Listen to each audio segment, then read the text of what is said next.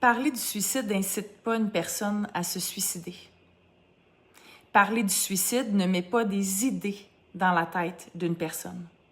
Et même si vous questionnez son plan, si vous lui demandez « as-tu pensé au moyen que tu le ferais, à l'endroit ou au moment », ça n'augmentera pas ses chances de passer à l'acte.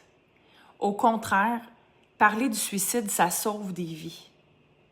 Si vous êtes un proche, un parent, un enseignant, un intervenant et que vous êtes inquiet pour quelqu'un, je suis consciente que ce n'est pas un sujet qui est facile à aborder. Néanmoins, le plus aidant, c'est de poser des questions claires pour obtenir des réponses claires. Vous pourriez lui dire « Je vois que tu vas vraiment pas bien ces temps-ci, puis tu m'inquiètes. Je t'aime, tu es important pour moi et je veux t'aider.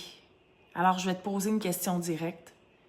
Est-ce que tu penses au suicide? » Il y a des services qui sont là pour vous aider, pour vous soutenir, autant si vous êtes une personne suicidaire que si vous êtes un proche d'une personne suicidaire.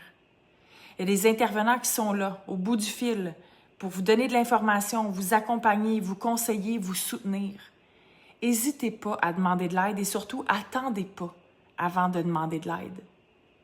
Vous avez le droit d'appeler, peu importe la gravité de la situation. Vous avez le droit d'appeler, même si vous n'êtes pas certain que la personne a des idées suicidaires. Vous avez le droit d'appeler, même si vous n'avez pas de plan, que vous n'avez pas envie de mourir, mais que cette idée-là vous a traversé la tête. Vous avez le droit d'appeler si vous avez perdu un proche par suicide et que vous avez besoin de soutien, d'accompagnement pour passer à travers cette épreuve-là.